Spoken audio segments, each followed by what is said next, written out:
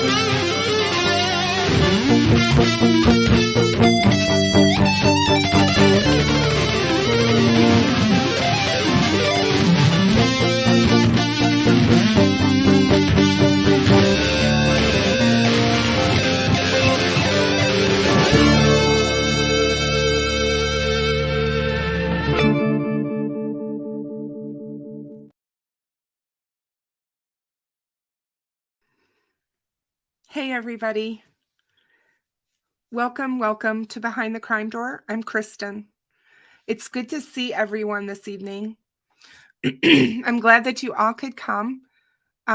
This is Flora Week on YouTube, and some of the creators have been going live and doing Flora shows, and I didn't want to miss out because everyone knows that Flora is very near and dear to me.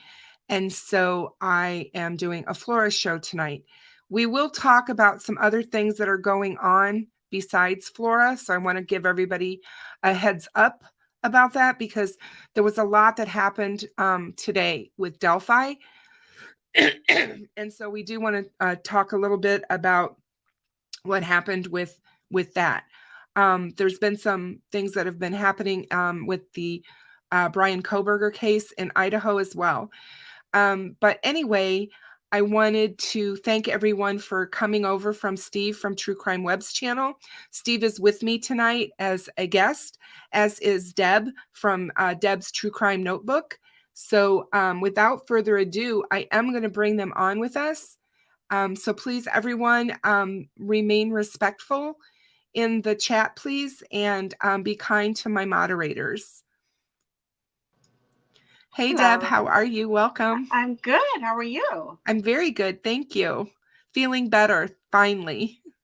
We've both been sick this week, haven't we? I know. I got a cold from my little grandson. You know, Aww. They're like petri dishes at the age of 5. I've got one of those. Yes, I know. Hey, she Steve. gets everything coming and going. Welcome, my dear. How are you? I'm doing great. How is everybody? Oh, good. It's so good to see you.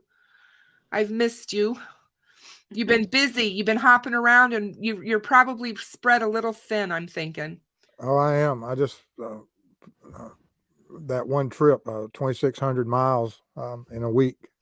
Ooh, That's a lot. And then with probably little sleep on top of it because you were having long days. It sounds like you know, out at the site, and you know, everybody that is here that knows about the Amber Crumb case, please make sure that you keep following it, because Steve is making headway in that case, and he's really helping Larry and the family, and we support him 150% on this channel. So Thank you.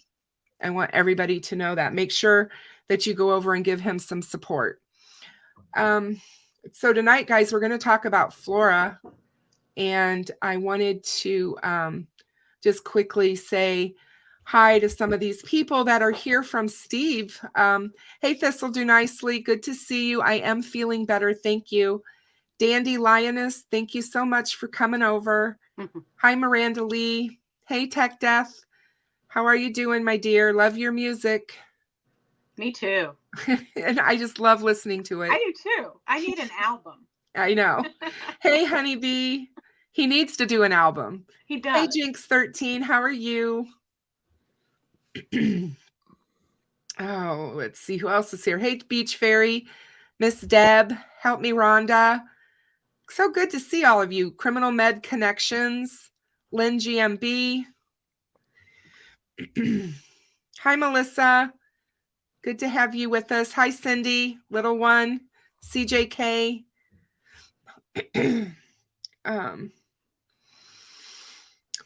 Who else is here? Oh gosh. There's something that's interesting. Good to see you. CJK says that her husband had a heart procedure. Oh, no. I didn't even know. Prayers for speedy recovery from that. For sure. Hopefully everything went well. Yeah. I missed that. Hey, John. Good to see you, my dear. Thanks for being here. Hi, Polygraph. Hi, Mike D. Good to see all of you. I hope I don't miss anybody, but if I do, it's not on purpose. Hey, Justice Serve Daily. Hi, Grace. Hi, BG. Not sure about that name. Yeah. At least he's got, I think there's it's a police officer, so I'm trying to think about that one. Hey, Sarah. Oh, let's see. Yeah. That's what Mrs. Steve goes by as for the grandkids is BG, best grandma. And I said, really? That's the name you chose, BG? Yeah. Well, it was so funny because when I became a grandmother, I wanted to be called Nana. I've always wanted to be called Nana. And my son-in-law told me that I was not a banana and he would not allow it. So I became Grams. So I'm a Grams. I'm a Meemaw. My mom was Meemaw. Our first little foster granddaughter, we didn't get to they adopt her. She nicknamed me that, Meemaw. And so then when my daughter adopted Nyla, our granddaughter, and she started to talk, because my biological grandson called me Grandma. When Nyla started to talk, without any prompting, she started calling me Meemaw. So I'm like, okay, it's meant to be. So Steve, you gotta spill. What are you called? What are they? Well, you will be amazed what my grandson calls me. What's he call you? Steve. Awesome. My grandson calls my husband Alan. And the reason he does so is that the only grandfather I knew, my other grandfather died before I was born, but the one grandfather I knew went by his first name. And so I knew him by his name. And so I carried on the tradition. And so he sometimes calls him Gramps, but most of the time he calls him by Alan. And it is hilarious. We all laughed when he first started doing it. We just laughed because it was so hilarious. And, you'd hear him from the other side of the house. It would be like, and he'd be like, Alan. And we were just like, what? Hey, Hey, Danger Dave. How are you, my dear? Good to see you. I was just going to say this to CJK before we get started. She was talking about her husband's procedure. Did they do an ablation? Is that what they did, CJK, for the high heart rate? Because that's what they said they would have to do to me if my SVT didn't get corrected by medication. I just wondered if that, because that's what I had. I just kind of thought I'd ask. But anyway, so we're going to talk Flora, which when I was thinking about Flora today and how we were going to, what we were going to talk about, and, my title to my live stream is, where is this case headed? I really don't know the answer to that. I am so frustrated with law enforcement at this point over this case because they won't talk about it at all. I mean, we have heard nothing from them for years. And yet, if you ask them, if you would go into to Doug Carter, for example, or you would go to a, Tobe or whatever, or Tony Liggett at this point, Tony would tell you, we're not handling the case. That's being handled by the state police. Mm-hmm. And if you ask the Indiana State Police, they will tell you that the case is not cold. It is being worked every day, and blah, blah, blah, blah, blah, blah. Yeah.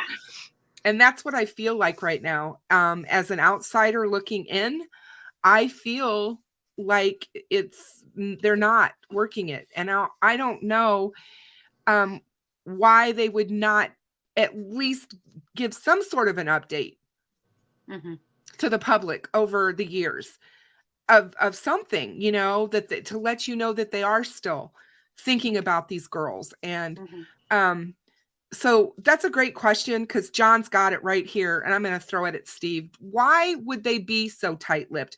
Now, we've talked about this, Steve, with Indiana.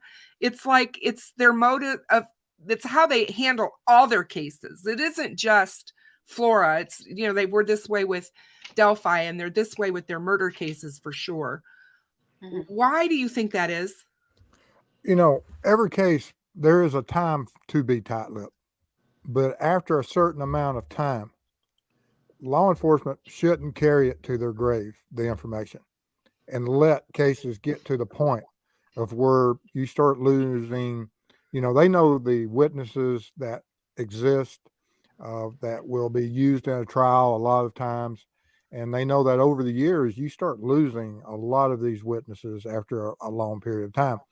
And so it aggravates me that they are tight-lipped. Sometimes early on in the case, I have no problem. Same with Delphi. I had no problem early on, but after a certain amount of time, you should, and start releasing more information, because there's a lot of cold cases out there that if law enforcement loosened up a little bit, there would be closure to a lot of these cases. But other than just protecting certain aspects of the investigation, even when you looked at Ives, as far as Delphi, that he thought that more information could be released, just didn't choose to. Now, does he think that is the case for Flora? I don't know. That'd be an interesting question. He fought like hell to keep the 911 call from being released. So I don't think he feels that way about Flora. That 911, I've never in my life, it makes no sense to me. Yep. Seriously, he spent over $38,000 of the county's money to take this all the way to the Supreme Court to keep that 911 tape under wraps. And what's so funny about that is I did a ton of research on this 6 years ago when I first jumped into this case, trying to figure out what was going on. And everything that I looked at, 911 calls are public domain. They don't normally do this with them. They don't normally say, we're not going to release the 911 call. And and you can look at that over the entire country in the statistics. It doesn't happen. This is very unusual. So over Is there- time, I started asking myself the question, what would be on that 911 call that the prosecution would fight to suppress? Would it be something that would be volatile to the case itself, or are they trying to protect themselves? And I feel like this is a point of where they're trying to protect themselves. I think that if you were to listen to the 911 tape and you were to listen to the call and the time and everything that was going on, I think it's going to back up Drew Yoder on the dash cam video showing that they were basically just standing the hell around doing nothing. Now, that's my opinion. I could be absolutely wrong on this, but that's kind of how I feel. Is there a lawsuit that's still open pending that? Yes. Yes. Okay. Because I'm wondering if it might be, It's coming. because It'll of be that. coming soon. Did we The lose lawsuit Steve? will be coming to court soon from what I understand. And it's a civil suit. But Yeah, I was wondering if maybe there's something connected with that, that they can't release that 911 until that case has been resolved. I don't believe so, because in my mind, like I said, the 911 calls are usually public domain. They don't ever not release them, because Yeah. all it is you're listening to someone calling into 911 asking for help, and basically, so yeah, I mean, it's really ridiculous to me for them to hide behind that this is protecting the investigation in some way. Unless there's something in the background of that recording, someone saying something that's incriminating. Yeah, there he is. He popped Come back on. There you are. We're supposed to have storms tonight, so I don't know if that's what's kicking us out. Oh or not. Lord, you make sure you keep your eye to the sky. Yeah. I don't want you to get blown away down there. It's been 3 years since they, said we won't release that. You would think. Exactly. And what I'm thinking is to, Jinx just brought it up a little bit ago, and I saw this earlier. I think Frank Meister sent it to me, that there was no gag order for Flora. And Tim Corbett spoke to the Indiana DEA office today and confirmed that. I've never heard that there was a gag order on Flora. This is something that was assumed, I think, by the prosecution in the Flora case back when Robert Ives had the case. Because like I said, he fought like hell to keep that tape from coming out. And I think in doing so, not only did he hurt this case, because what it did is it sent a message to the public that there was something wrong with Galen. And Galen is not the person that people should be looking at. And yet every time you turn around, somebody is putting together some sort of a live stream or a video where they're talking about, she was with unsavory characters and all this other stuff that has, to me, nothing. No, there's no validation to that. And especially in the 911 tape, but it made them feel like she was guilty. And there's been other things that's happened as well. You guys have heard me say this so many times, but when Doug Carter stood up there at the podium and basically said that the family wasn't assisting them, which is a lie. If you listen to Galen and you listen to her family, they have all been begging law enforcement to do something and to help and to do something with this case. And she will be the first one to tell you, they've not spoken to her since 2018 was the last time she spoke with law enforcement. That's ridiculous. She's the mother of these girls. They should be checking in with her at least, I would think, a couple times a year to say, hey, don't worry. How are you doing? This is, we're still working your case. We're whatever. It's not a huge area. I mean, it's not a huge area. So it's not like they have hundreds and hundreds and hundreds and hundreds of cases, No. right? So Right. definitely Yeah. should be checking with her. And I just think, oh no, they've got the 911 tape. Trust me, they've got that tape. If they've lost that tape, they're in big trouble. Because, yeah, there's no way they should have lost that tape. Yes, 911 tapes are public. And that's what makes this case so weird.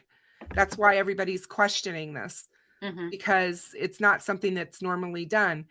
I don't know. It really bothers me. I really feel like, you know how Steve, they talked about in Delphi, how you've heard so many times that law enforcement made so many mistakes, and because of that, they were worried about things coming out. That's why they were tight-lipped, because they didn't want to look bad. They didn't want the public to see how bad they screwed up in the beginning. This is far worse in Flora. To me, if there was a case where they would not want that to be happening, would be Flora, because I think they did royally screw up here. Right. Well, in law enforcement, arson, while it is a crime, but there's very few law enforcement departments that have officers that are trained to work arson. They generally have the ones that work arson are within the fire department, and they'll run parallel investigations and assist law enforcement. And because, of course, fire is, while it is a crime, it's just that the resources are not put that much towards law enforcement training to investigate. And that's left up to the arson investigators. Now, the department I work for, we did have an arson investigator, but he was the only one. And so he got all the training. And he worked with the state arson investigator, the fire marshals and all of those. But so it's a part of law enforcement that is far underfunded for the fact that the fire department, it's left up to them mostly to handle that part. Now, that's here in Georgia. I don't know about Indiana. Every department up there may have a arson investigator. I don't know. I'm not sure.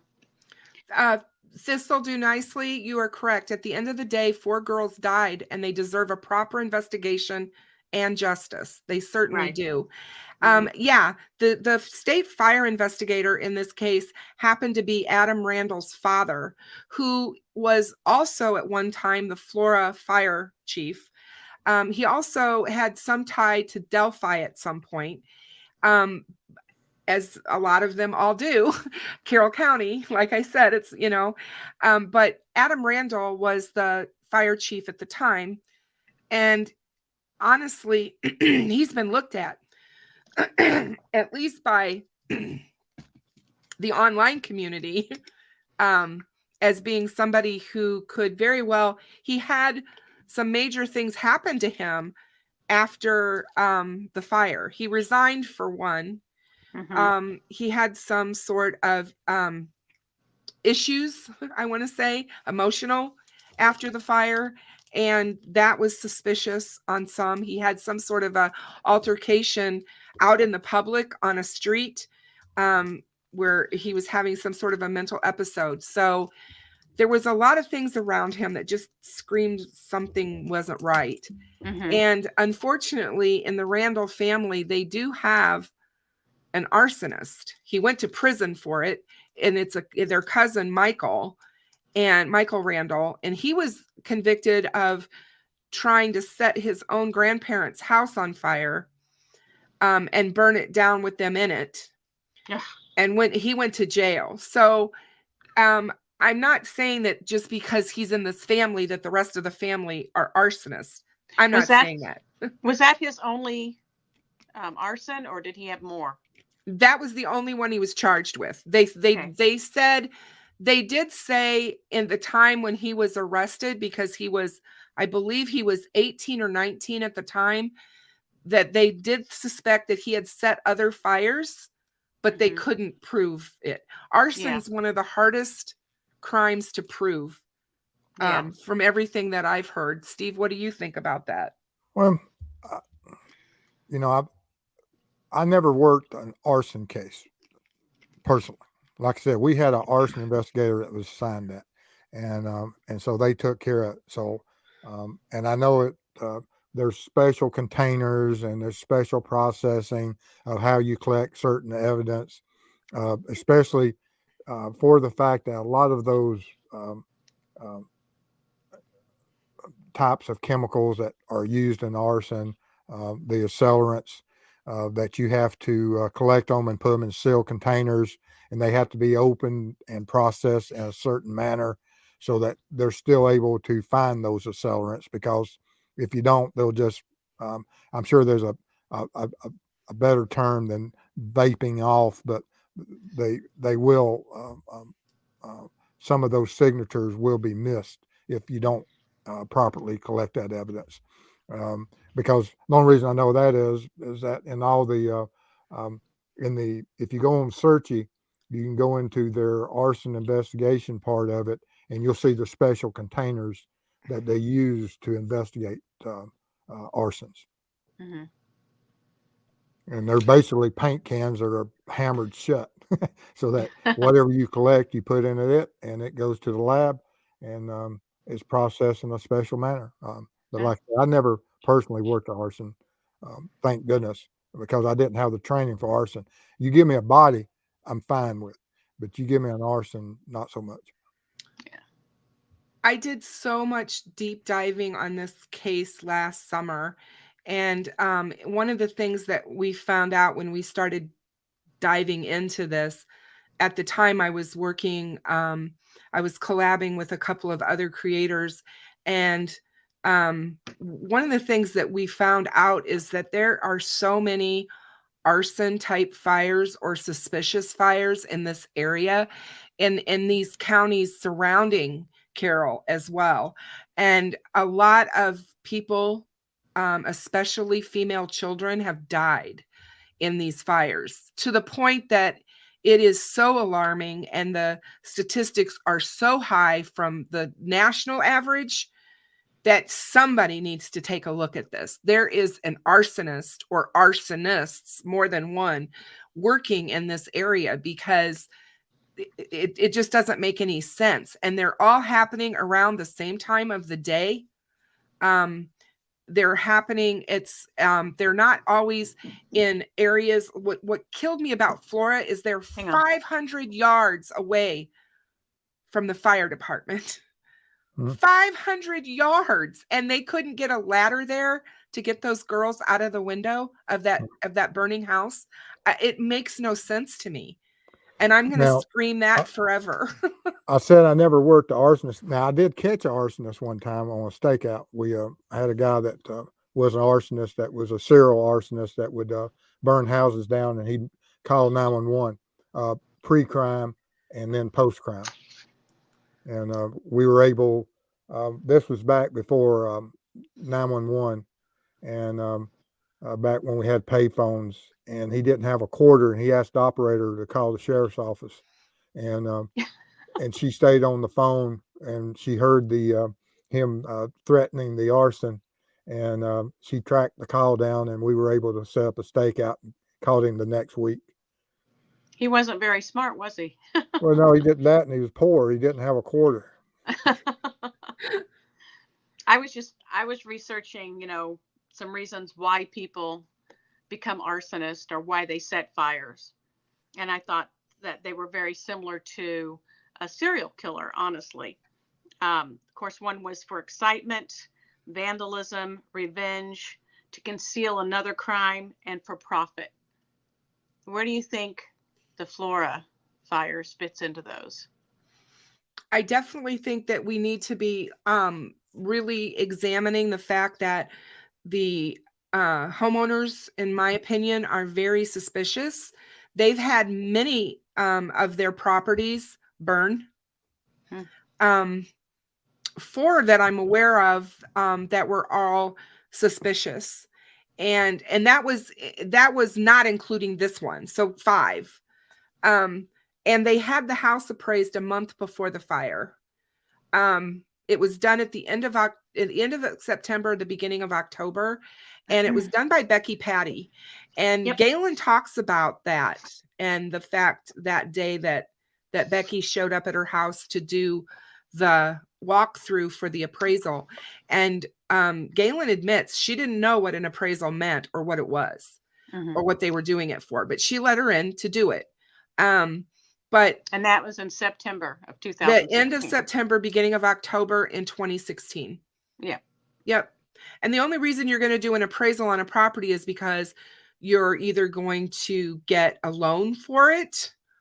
That's the way I understand it. You're going to try and get money for the house, raise some kind of a loan to appraise the property for what it's worth. Or up your insurance policy on the house. Yep. And so a person would up the insurance policy if they were going to do fraud by burning the house down. Yeah. And that house appraised for $44,200. I know that it's been passed around saying it was $400,000, but that's actually someone that put the comma in the wrong place. Yeah, I was just going to say there's no way that house was worth $400,000. Yeah. If And somebody had it appraised at that, they're not doing their job, because that house was in such disarray. All you have to do is look at the pictures. Yeah. Would he have done it for tax purposes, trying to fight possible the valuation of the properties, mill rate? I don't know. Possible. I guess it's possible. I'm sure that's going to come out in the civil trial because he's in it. That he's part of it, and as to why he was having the house appraised. But there was so many things wrong, and when you look at that house, this is the first thing that really got me. If you guys watched the interview over the weekend that was done on Mother's Day with Galen and Meow Zedong, there was, Galen talks about the house and how it was cut up to make it into these apartments. And she had the bulk of the house, but what they did is they went in and threw up these walls, Steve, in this house. And I don't think they had that. I don't think it was done by any quote unquote housing code. And when you do that, you can make a fire hazard based on how you do that. And I think that could be part of the problem that we're looking at here as well. There's something wrong because the fire burned so hot outside of the girls' room in that stairwell. There's a reason for that. I mean, I know they're talking about accelerant, and it just seems crazy to me that it burnt so hot there, and right next to that wall is the other apartment where they all got out safely. Well, and they say they got out safely because they heard Galen screaming and yelling that there was a fire. Right. But if that back door, there was a back door entrance to that hallway, is that correct? There's two entrances besides the front door to the house. There's one on the side, and I'll pull the picture up of the house in a minute, but there's one on the side of the house, and it has a stairwell that goes all the way up to that apartment where the other tenants lived up on the third floor. In the attic is basically, it was the attic of the house. They went in, they put in plumbing, they put in a sink, they put in a bathtub and a shower up there so that somebody could live up there. Galen didn't even have a tub in her apartment. They only had a shower. She says that there's a back door on the back side of the house that goes out into the yard. That door never locked the entire time she was there. There was no locking mechanism on that door that worked. There was also no locking mechanism on the interior door of the garage that goes from the garage into the house. That door also was open. So those are the doors that are open. Although from everything I've heard, the kitchen door, which is the door on the side of the house that goes into the kitchen, was the door that was open that night. But I think they're wrong when they're reporting that, because I think it was the back door that was in the yard that didn't lock, that was left ajar. And as I understand it from listening to Steve, listening to Coach Kev from Ruckus and some other people talk about it, that in that hallway, it could have created like a wind tunnel, and it, oxygen air is like an accelerant, that's Yep. the thing that'll keep the fire burning. So I think that it could be that door that was in that area. I just think, and I agree with you on that. And I think that that's part of what we're looking at here, because when you watch and you listen to what happened from the eyewitnesses and Galen herself, who was an eyewitness to what was going on, the first responders that showed up at the first firemen that showed up at that location started breaking out the windows on the first floor. Why would you do that when you know, as a fireman, breaking windows is going to give a fire oxygen? I just thought that was incredibly crazy. It still doesn't make any sense to me. And when I have firemen that are close friends of mine here in my life. When I've asked them that question, they don't have a good answer as to why somebody would do that, knowing that there were people still inside the home. Because when you see Drew Yoder go back into that house after he goes to the fire department to get his gear, something happens when he gets inside that house, because there's an explosion and you can see it. It comes out. It's like the fire just goes nuts. And that's when he loses it. You know what I mean? He's down. And if they hadn't gotten to him, we would have lost him as well. And, Galen, they asked Galen in one of her interviews, the last two I've seen, how she felt about him that night. And she said, he tried to save their lives. She considers him a hero. He worked his butt off to try to get to those girls, and he couldn't. And I can't imagine what he lives with every day. Yeah. For that very reason. Absolutely. I think that he absolutely was a hero. If we watch those videos, we see that he was the one in the driving force trying to get everybody to get going and to get them on the ball. So do we know for a fact that those were firemen that were breaking windows and not people in the area? No, it was firemen. Was it firemen? It was firemen. Yeah. Okay. From what I understand, the people that came out, that were neighbors and stuff, they just stood and watched. Nobody went in the house. Nobody tried to get a ladder from their garage. Nobody, they were just standing and watching. I still, like I said, I just can't even imagine standing and listening to that, what that must have sounded like with them screaming like that. And I hate to be that Monday morning quarterback. I don't like doing this, but there's questions that's got to be answered, and they've got to be asked, and they're tough questions. Yeah, they are. They're tough questions. I don't like thinking that I have to, throw volunteer firemen under the bus and say that they don't care. These guys volunteer their time, but I'm sorry, there's just stuff that screams red flags all over this case. Yeah, I mean, when Drew ran back to the firehouse to get his gear so that he could put on his oxygen, you hear him run up there and say, "Guys, hey, we've got people in this house. What are you doing?" They were standing around. Nobody was hurrying to get there. He got back to the house before they did.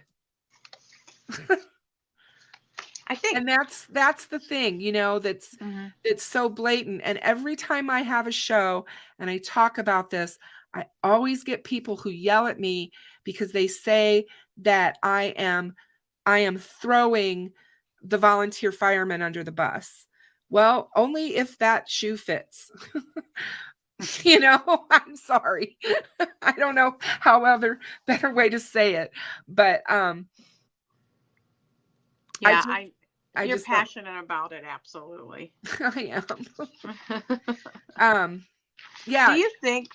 Do you think that I know that Doug Carter said, we don't think that you intended to hurt the girls, as he was talking to whoever this arsonist might be. Do you think that it's possible the arsonist thought the girls were gone to I know they were gone to a cheerleading competition for a couple of days. Do you think the arsonist could have thought they were gone for a longer period of time? Well, according to Galen, when she did her interview this past Mother's Day, she said they had gone to South Bend for the cheer competition, and they got back home the night of the fire at like 11 p.m. that night is when they got back at home to their house. Oh, was it that night or the night before? I thought she said it was that night. I was thinking it was the night before, and she went on to work. Cause that's right. It was. I'm sorry. It was. So it must have been on Saturday night. Yeah. They got home.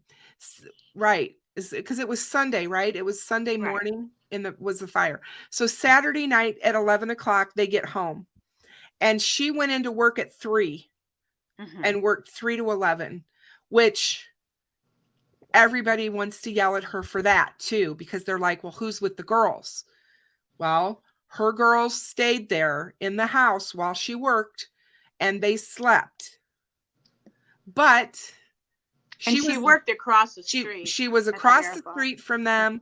She kept contact as best she could when she knew they were sleeping.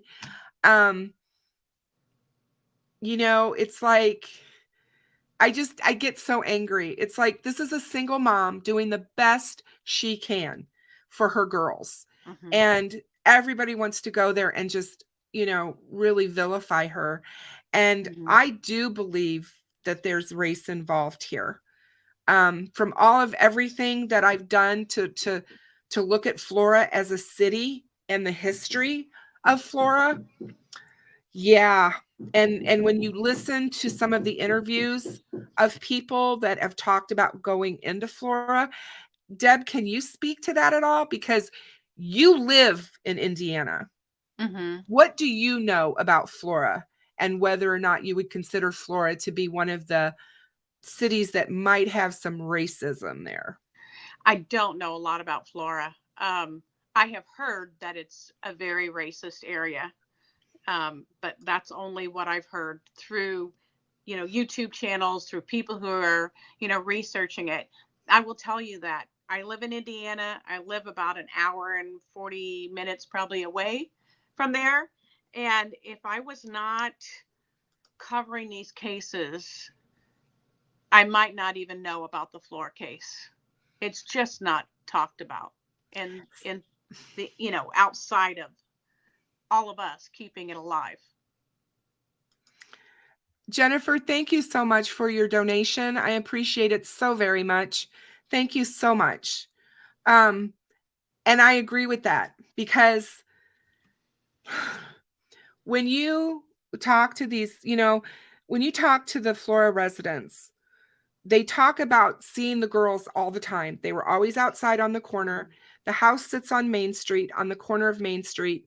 So when you drive through Flora, you're going to see them. And they used to stand and dance and sing and cheer and do all this stuff. And, even the county sheriffs, the deputy sheriffs, all knew the girls because they saw them. They would be outside playing and waving and talking, to people, and very, very friendly. Anyway, Galen was asked this question about whether or not they had experienced any racial situations. And she said, sadly, they had, the girls as well as her. And she talked about a gentleman who came in to the marathon station where she worked one morning. He used to come in, she said, every morning and get a cup of coffee. And he just threw his money at her, like threw his change at her on the counter, and was just very disrespectful. And it makes me very sad to think that people have to behave this way. But every time I bring up the fact of whether or not this could be race related, I always get yelled at. So always, I'm going to get tons of emails, trust me, about don't bring race into this. It has nothing to do with it. Well, I'm sorry to say, I feel that it does. And if it doesn't, explain to me, this is a question I'm going to ask both of you on what your thoughts on this are. If race doesn't play a part in this, explain to me why the girls had a $5,000 reward at one point. It did get up to 20, but at over 2 years, it was at $5,000. And Abby and Libby's fund was up to $325,000. That says a lot to me about this area and this county. And yeah, a lot of people donated to the Flora girls. I know a lot of people did, but a lot of people didn't, obviously. Yeah. And they don't talk about it. And, you know, they're not having these fundraisers and these drives and all these things that were going on for the girls in Delphi.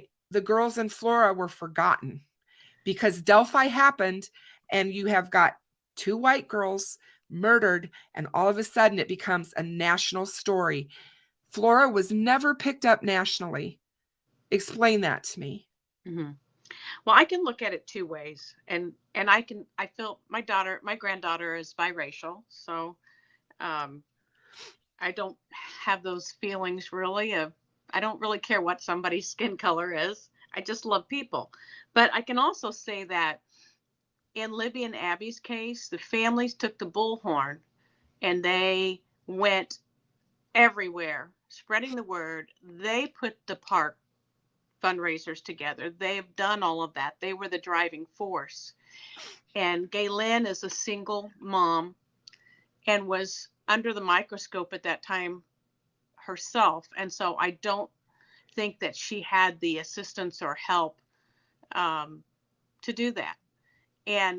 But there also is some racism involved in that, like you said, you put, little fair-haired girls on the TV and they will get more attention, than a dark-skinned child. So I don't know. The answer is we've got to do better.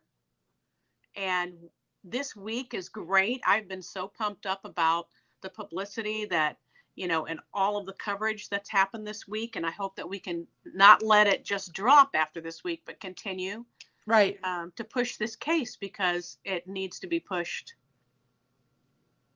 And see, the thing that with me, and I agree with you, Deb, on that with the family in Delphi, obviously they went to bat, they went on the circuit, they went out nationally and did interviews. They went on talk shows. I don't even know if Galen was contacted by a show to go on it. I don't know that she would have been able to. She lost 4 children all at once. Losing one's bad enough, but to lose all 4, I can speak Absolutely. to one, and I there's no way I could have done what the Patties and the Germans and the Williams did with their circuit of going around and talking to everyone after I lost my son. I couldn't have done it. Now, Galen, I don't think was in any way able to do that emotionally. And like you said, she was under the microscope and so many things were being said about her and her involvement in this, that it was so sickening. She had to leave. She had to leave Indiana and get away from it because she couldn't deal with it. And I understand that completely. But yeah, I agree with you. I wish, and this is a good question. Why was it okay to put Galen under the microscope, but no one was allowed to look at the Delphi families? She doesn't think any case or either case deserves the speculation around the family. Agreed. Agreed. 100%. Galen almost died that night. She came really close to dying that night. And that's where it is, you know, for Yeah. lack of a better way to explain it. So, but yeah, I think Flora Week has been incredible. Steve, what do you think? I know you don't know as much about this case as the rest of us do, but what do you think should happen in a case that's going to be soon to be 7 years old in November, and we're still at doesn't seem anywhere close to a resolution? What do you think would be a good move at this point for the community and the people who want to see this case solved? How do you feel? For whatever reason, the and I do not think that the deaths occurred because of racism. I think the investigation and what has the aftermath has racist undertones to it, for the fact that it never got the attention. But now we also have to look at some part of this is that the it's a house fire, and there was a lot of arguing: is it arson or is it, you know, that it wasn't clearly defined that we have 4 innocent children murdered on day one, Right. from my understanding. Right. But once it is determined, how do we get that information out there? We can look at the same thing that happened with the Smith case in South Carolina after the Murdoch trial. Uh-huh. That only through the Murdoch trial was enough interest generated to start the Smith investigation to bring the state around. Now, can we use the Delphi trial for the exact same thing to bring enough interest around now that everyone knows that this is an arson? And can we generate enough that the state will take notice? Because that's what it takes. It takes public opinion to change. And because we have, like Deb said, we have to do better. And we have an opportunity right now to use, you know, and I hate to say that word use, but if it takes using the Delphi case to bring attention to this, to get it the attention it needs, then absolutely let's use it. Right. I agree. And I think that if this Flora case is not solved by the time that Delphi is all resolved, I would like to see, you know, the Delphi families get behind this case and do what they did for Libby and Abby to promote it. I think that would be a wonderful mission. I know that when I've talked to Becky before, she said it was a struggle. I mean, they're not struggling with the fact that they've arrested someone. They're struggling with what can we do next, because they were so focused on finding that one person. And so now, you know, they're looking at what do we need to do next to make all of this, you know, be finalized and to get justice for the girls. So I hope that they're able to, you know, come forward and help with this case as well when things are resolved with their own cases. Yeah, I absolutely, like you said, I absolutely agree. And I do agree with Steve and his comments about the fact that I don't believe that race was the reason for the fire. I don't believe that necessarily. I think there could possibly be an element to that, if depending on who you're looking at as a suspect. Because some of these people, I'm serious, they have some really dark things that they posted on social media, things that they did and said. But there is a couple of people I know that I've looked at, I'm not going to name them, that a lot of people have looked at in this case. They've been tipped in. Hopefully law enforcement has checked them out. But it makes you wonder when you have a family that has, because I know we all talk about nepotism in these small towns. They don't really have a choice. It's not like they have a whole lot of people of pool to choose from when they have these jobs come up, you know? So a lot of times you're going to have family members after family members that are working in different capacities in cities, in these small towns, in small town America. But with that being said, some of these families also have lots and lots of money, and money talks, and money has power. And a lot of them don't want to give up that power. And that has to be looked at as well. And the landlord in this case, Josh Ayers, he comes from a family with money.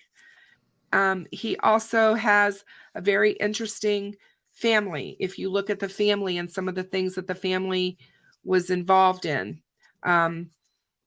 and attitudes about things. I'm just going to put it out there that way. I don't know. I just, this is one of the things that bothers me so badly. The girls are buried in Indianapolis, by the way. They are not buried in Flora. I'm going to present this. Hold on, guys. Share my screen here. While you're doing that, just to back up what you were talking about, extremism is one of the possible causes for someone to start a fire, to be an arsonist, because they're an extremist. So that would go along with potential of racism. Yes. Well, one of the things that when I was doing the collab on Flora that we found out when we started looking at all the fires, and Allie was instrumental in this. She found out that because there's so many female children that have died in some of these fires, she felt like it could be somebody who was targeting kids and females for sure. And do we have a serial arsonist out here that has become a serial killer, and this was his way of wanting to kill people, and specifically women and girls, young girls. Who knows? Those are questions though that should be asked, and a lot of this information was sent. We sent a ton of information to the DOJ. Because we wanted to get an outside investigation started into Flora to get somebody to look at it. The ATF is involved. We were told the ATF was involved early. I don't know if they're still involved. I don't know how we go about finding that out because everything, like I said, is so hush-hush. I would like to see a really well-versed a person, whether it be like Steve from True Crime Web or somebody who has the investigative skill to come in here and investigate this case. I know it's an open case and it's an ongoing case, but it still needs to be investigated, just like Evansdale, just like some of the others that are so out there that it's like they still deserve justice. We still have to have somebody look at this, whether it be a investigative reporter that does a full-blown documentary on the case and brings that attention to it. I just think that there's got to be more that can be done. I'm just typing out the girls' names. Someone said they didn't know. Oh, okay. Yeah. Boston just posted them. Yeah, it's Kiana, Cariel, and it's Kyani. Kristen, I have my bracelet on. Yay! Yeah. I have my Libby and Abby on too. Yep. There's mine. I need to send Steve some. I need to send you a couple of these, Steve, for you and the missus. Yeah. Absolutely. Yep. All you have to do is email me your address and I'll send them right out. I can give you a few because I got quite a few of these, the Flora bracelets. I still have a few for Delphi as well, but I can send you a few if you want to give them out on your channel or something. Well, may stop by on my way up to Iowa. Yay! I would love that. I'm so ready to see you in person. I am. I want to hear He's some tall. of those. Well, You're tall though too, right, Kristen? my significant other's 6'5". I'm used I'm to not tall. 6'5". I'm used to tall. Yes, Cindy, you can for sure. What is the fundraising link? And I ordered a T-shirt that they were promoting that said 4 angels on the front and had their Yes. names on the back. And Yep. you can get a T-shirt or a sweatshirt. Yep. And I thought they were extremely reasonable. They were really nicely made, and that was a good way to help out if you're interested. Yeah, I'm trying to find it. Hold on a second. You guys go ahead and talk first just a second. I'm looking for the link to share with them. So I'm doing a timeline video for Flora, and I'm about 75% of the way done. So hopefully I will have that finished and released tomorrow. So hopefully it'll be one that if you're not familiar with the case or you just want to refresh your memory, it'll give you all the dates and times when specific things happened and hopefully bring more light to the information in the case. Do That's we know great. within Flora, in the city limits, has what was the fire rate, and has other arsons occurred there? Yes. Do we know what the distances are and what the timeline on that is? Yep. Hang on a second, because I'm looking. I want to get you guys some information. Hold on a second. Let me find this link for them, and then if you look on Meow's channel. Yeah, that's where I'm at. Okay.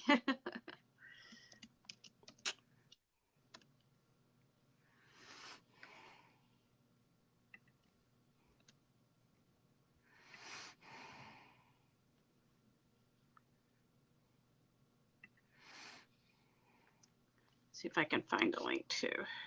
I'm looking. Sorry, here it is. I'm sure it's going to be on this. I'm sure it's going to be on this. My computer's acting wanky. I don't know what it's doing. Here it is. Did you find it? I did. Let me copy it and see if I can post it for you.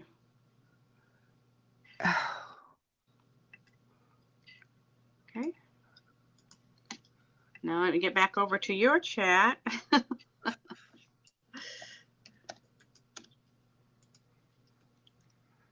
I think that might be it. You tell me if that one's right that I put in there.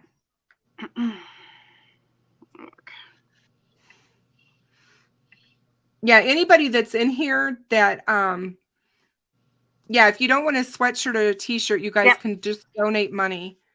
That is it. Okay, great. So yeah, there is the fundraiser.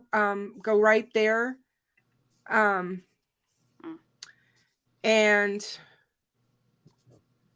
anybody who is a content creator that has the ability to do a show on Flora would be wonderful. Steve, you've got enough on your plate. I know that at some point you will get to Flora. I know you will. We did one the other night. I tried to do my 2 cents. Oh no, I know that with Ruckus, but I mean like a deep dive where you're trying to deep dive into this. Yes. Like I said, when we travel up through there, I don't know if hopefully Ruckus gets to go with me.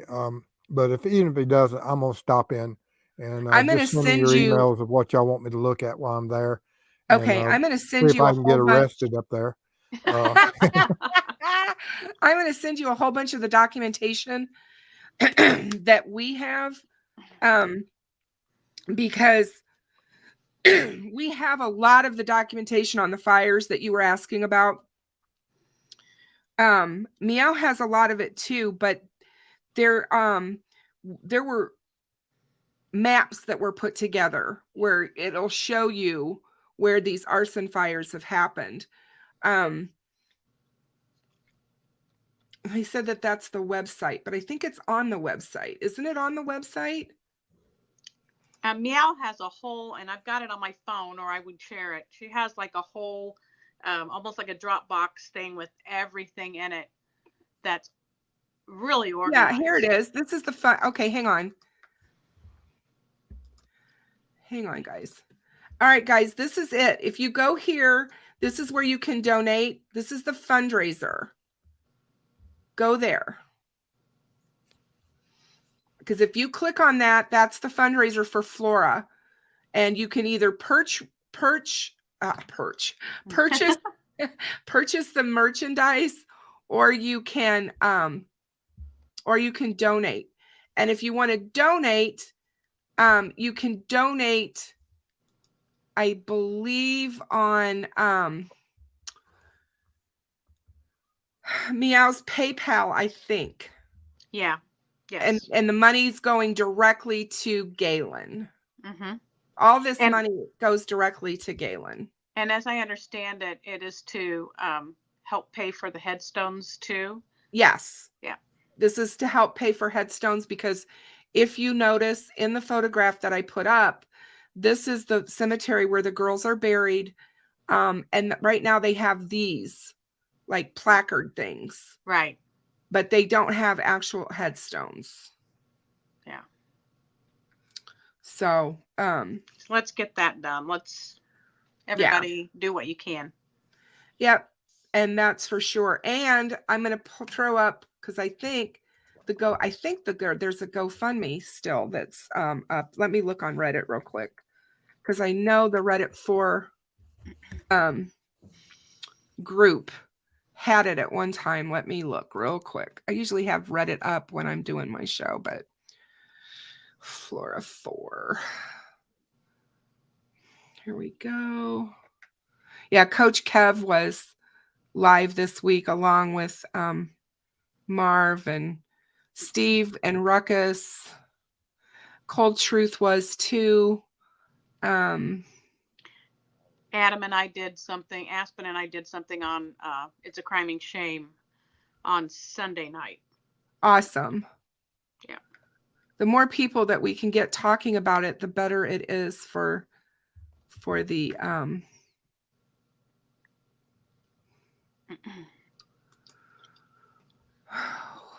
doggone it. Open. Okay, this is what I wanted to put up. Hold on a second, guys. Sorry. For a lot of you that are looking for information about the case, this is the website. It is www.flora-4.org. And if you go there to that particular website, it's got everything that you need to know about Flora. Yeah. It's got the posters, it's got the whistleblower letter, it's got the police reports, it's got the case summary, fire reports, and it's got everything, like I said, that you would want to know about Flora is there. So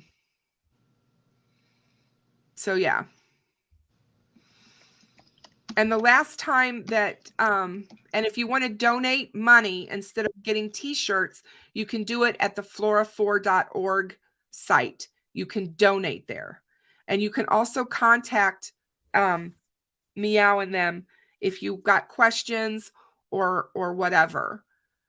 But yeah, please definitely check out that website so that you can get a little bit more familiar with the case. The Reddit sub is amazing. She's done a lot of work there and given a lot of really deep dive information. So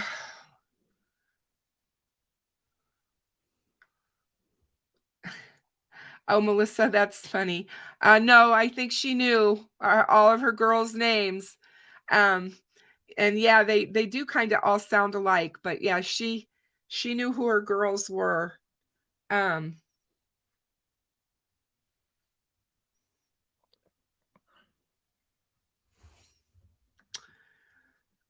Yeah, Boston says, Deb, could the town council of Carroll County, along with the local fire departments and wealthy homeowners, help get headstones out there? Well, yeah, you can always hit them up and ask them. Not sure how that's going to go over, but I've been asking. I know you guys are going to laugh at me, but seriously, I think I've sent probably at least 15 to 20 emails and probably equally amount of tweets to Jim Irsay from the Indianapolis Colts, because he gave over $130,000 to Delphi, and one of his players gave $100,000, and I wanted him to give money to Flora, and I've gotten no response. None. Zip. Zero. I still keep trying. Trust me. So it's, but yeah.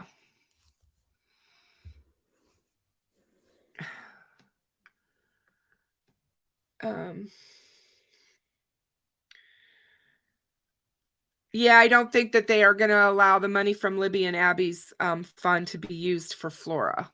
I don't see that happening. Oh, Cindy, thank you so much. You guys are the ones that are the best. I so appreciate all of you guys. Steve, Danger Dave says he's not sure if they can arrest bulldogs up there. Mrs. Steve and her bulldogs. That's what he's going after. You be careful there, Dave. You don't want to anger Mrs. Steve. That is so funny. She's so wonderful. She's great. But Deb, are you muted? Can't hear you.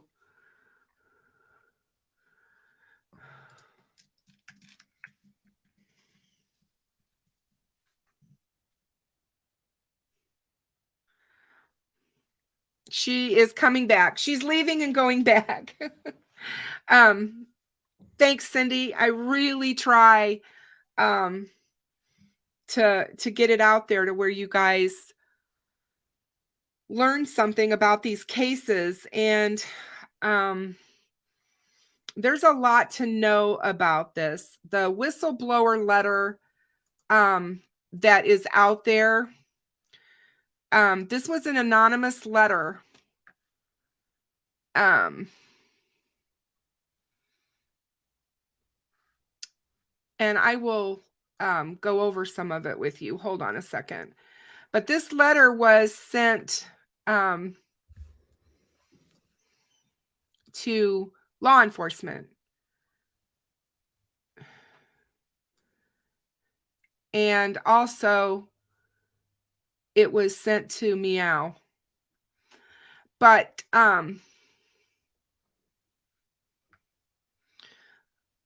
so the person says that they had information that they would like to share regarding the deadly house fire on November 21st, 2016, located in the 100 block of East Columbia Street in Flora. News agencies reported Carroll County Sheriff's Officer Drew Yoder and Flora Police Officer Josh Dissinger was first to arrive on the scene of a working residential house fire. The officers attempted to make entry into the burning structure to rescue the occupants inside. The rescue attempt was unsuccessful due to the heavy smoke involved and resulted with both officers requiring medical assistance for their injuries that they sustained. Later, hold on a second. Did Deb pop back in? There she is. Do I have Sorry, volume Deb. now? You Can hear do. me now? Okay. Yeah, I'm just reading the whistleblower letter, so just give me a minute. The officers attempted to make entry into the burning structure to rescue the occupants inside. The rescue attempt was unsuccessful due to the heavy smoke involved and resulted with both officers requiring medical assistance for their injuries. Later, Officer Drew Yoder was recognized for his heroic effort with his attempt to save 4 girls, and Officer Josh Dissinger cited as a hero, rescuing Officer Yoder, assisting him out of the burning residence. Just so you guys are aware, Drew Yoder has been a rescuer of fires multiple times, like first responder rescuer. So he has been looked at also in this as one of the possible, just so you know, I'm just throwing that out there. He has been, I think almost 7 or 8 times he's been at a fire and rescued people. What has not been reported, Flora Fire Department already had a fire engine and firefighters on scene. Officer Yoder, on his own accord, disregarding fire department orders to stay out of the way, grabbed an SCBA off the Flora fire truck and placed onto his body before he entered the burning structure. Officer Yoder did not have any other fire department issued PPE on at the time, nor is he a member of the Flora Fire Department. Officer Yoder is a member of another fire department located in Carroll County. He's a member of the Delphi Fire Department. Officer Yoder knows as a trained firefighter, he should never have entered the burning structure without proper gear and by himself. Sometime during Officer Yoder's attempted rescue, his face mask came off and was overcome by smoke inhalation. Officer Dissinger ran inside to assist Yoder's retreat, disregarding firefighter requests to stay out. A seasoned Flora firefighter was on scene with all PPE attire and assisted both Yoder and Dissinger to safety. The actions of these 2 officers compromised and delayed rescue efforts by firefighters to the 4 girls. EMS on the scene focused all their efforts and time to evaluate and treat both law enforcement officers, delaying treatment to the other victims. Firefighters eventually made rescue attempts after clearing the obstruction of both officers to the 4 girls, bringing each one outside. EMS on the scene could not revive them after focusing their treatment first to both officers. All 4 girls' bodies were removed from the scene and transported to the Flora Fire Department's garage floor. This was conducted before the Carroll County coroner could arrive on scene. The removal and transportation of these bodies before a coroner initially conducts his investigation is a violation of the Indiana Code. Fire personnel are trained to make a temporary morgue setting, minimizing the view of bodies from the public. Why did they choose to ignore their own training or follow proper procedures? Their bodies then being placed on a concrete floor of the fire station compromised any forensic evidence that might have been present. First, fire investigation occurred immediately after extinguishment, salvage, and initial overhaul preparations were completed. Fire investigators from responding mutual aid departments assisted the Flora Fire Department investigators. Their initial investigation determined one origin of the fire, starting behind the refrigerator, commenting the refrigerator as a possible cause. The firefighters who initially investigated this fire were from multiple fire departments located in Carroll County and were trained investigators from a former Carroll County Fire Investigation Task Force. Law enforcement reported later that an accelerant was detected on Officer Yoder's clothing that was retrieved from the hospital. The accelerant detected could be from cross-contamination from the SCBA he was wearing. The face shield mask and air fittings get cleaned and sanitized after every use. The bottles, straps, webbing, and cushions very seldom get cleaned from fire to fire. Cross-contamination could potentially exist between clothing and equipment. Investigation of the house fire continues days and weeks later. During this time, the house was never properly secured from day one. Certain civilians were seen coming and going from inside of the residence. Josh Ayers was one of them. which is the owner of the home. Josh Ayers was also the former president of the Flora Town Board, and he is also the owner of Maytag Appliance Sales Distributor in Carroll County. He is also the owner of the Flora and Delphi True Value hardware store. Josh Ayers provides many used appliances he received from customers, throwing out their old appliances from his Maytag business to his rental properties. Josh Ayers sold a used refrigerator to the Flora Fire Department that quit working shortly afterwards and was then replaced with a new one from a different vendor because he would not make it right. Josh Ayers is the Flora Town Board president, approved an invoice in the amount of $2,275 for legal representation for Fire Chief Adam Randall during law enforcement interviews October 16th through October the 19th. Adam Randall is the son of Dennis Randall, the former Indiana State fire investigator. Adam was truly affected by this fire. At one time, he changed his name on Facebook to a Muslim name and tattooed his entire back with images stemming from this fire. I know he is withholding information about this fire, and he is slowly spiraling downhill because of it. The guilt he is experiencing is eating him up inside. Why would the fire chief need legal representation? I would think the police and the fire departments share the same goal, justice for those 4 little girls. Why are my tax dollars being spent for this? Not one town board representative will answer this question. The current fire chief, Todd Trent, is also withholding information, being so close with both Adam and Dennis Randall that he chooses his words very carefully not to reveal the truth. Officer Todd Trent assisted each firefighter who gave a written statement about this fire on what to write and what not to report.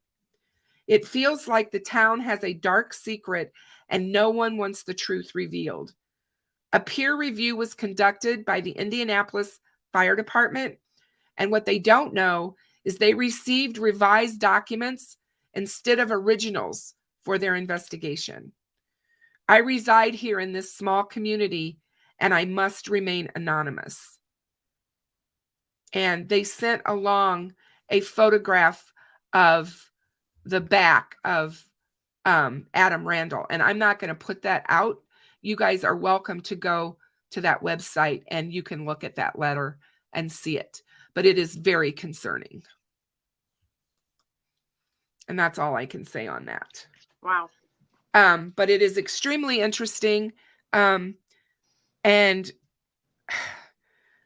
so there's people in the town that believe that something's not right here. So. Well, most of what I was listening to and hearing is really interesting. I'm just not sure the part about Drew Yoder that really conflicts with what we actually saw.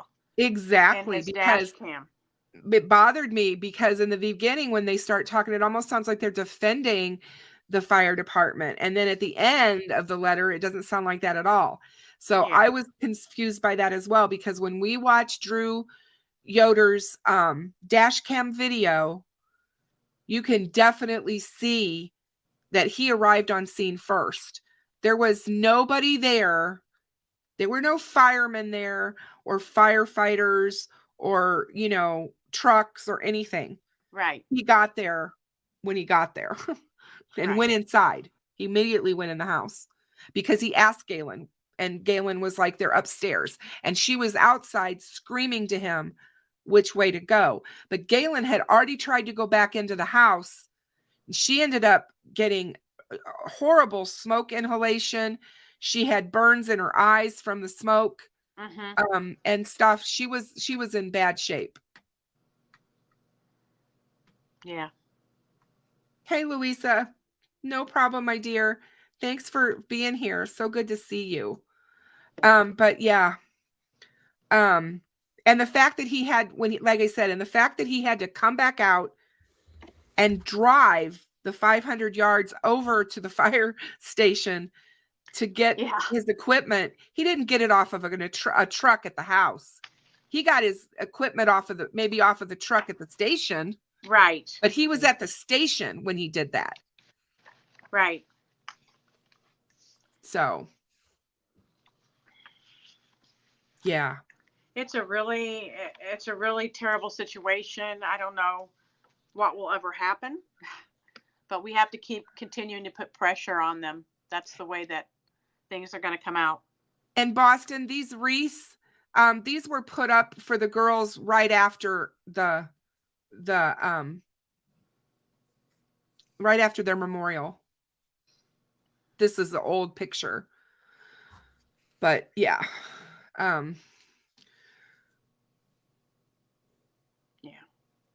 So I was just looking at the chat, you guys. Dave says he's interested in the electrical panel to see if they tied everything into one panel temporarily. Yeah. They looked at that. I know that Galen has said that there were several times with the previous upstairs tenant and with the person who was there at the time of the fires that circuit breakers were tripped. The circuit breaker box was in her portion of the house. And so they had to come down and ask her to go in there and flip them back. So there was definitely something going on there, electrical wise, some kind of short. And it wouldn't surprise me because if you're doing, if you're doing the kind of revamp inside of this old house to make it into more than one living space and cut it up into apartments or whatever, I would think that things would have to be rewired so that people are not paying for other people's electricity. Exactly. Unless their rent included electricity and they didn't have to pay the electrical bill. And then that way he could have kept it all under one bill. Right. But most landlords and most rentals don't do that. Not in this day and age that I'm aware of. But I don't know. That's a question that we could ask Galen, I'm sure. But she did say that it was tripping a lot for the house or for the apartment upstairs on the third floor attic. Right.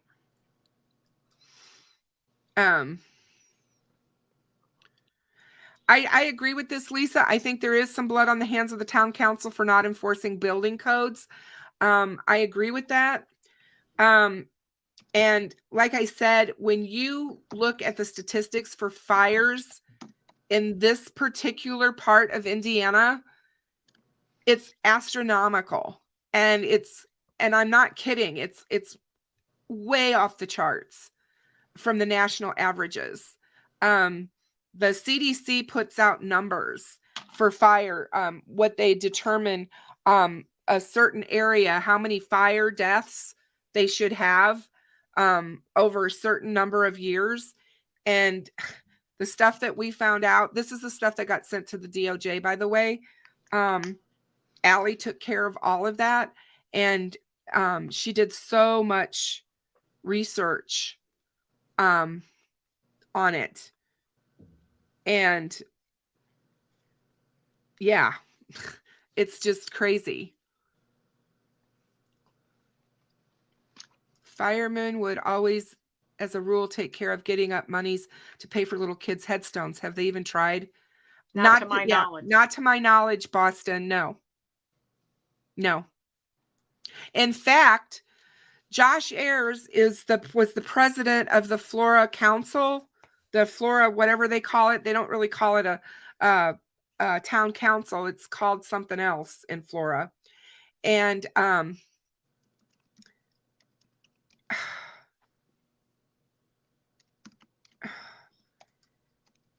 hey, Abby's grandma, I have not, but thank you for giving me the information.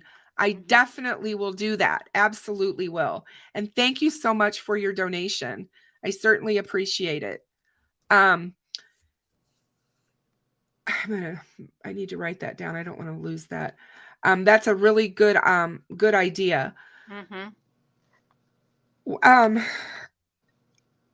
what I was trying to say about the fires that's so what was I trying to say? Because again, well, this is something else that people don't talk about much. But last February, in February of 2022, there was an arson fire that was, as far as I'm concerned, could very well be related to both Delphi and Flora, but it didn't happen in Carroll County. And it was Stephanie and her 17-year-old daughter. Hold on a second.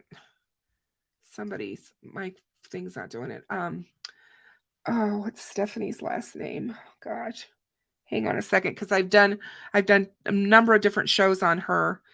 But she was, what her position was, Stephanie was a person that worked for the ISP for over 20 years. She was a veteran, and she had been I don't know what they call them. I guess just a road deputy who went out drove on the roads and stuff. Well, then she decided that she wanted to be a lie detector person, and they only have 4 in the state of Indiana, 4 licensed people in the state to give lie detector tests. And she worked out of the Lafayette Bureau, and she was the one who was doing the lie detectors for both Delphi and for Flora. Well, she ended up dying in an arson fire with her 17-year-old daughter in February of last year. Don't you think that is odd? I think it's highly odd. And Yeah. her husband is also a judge. And he was out of town at a conference. Their other daughter was away at Purdue at college.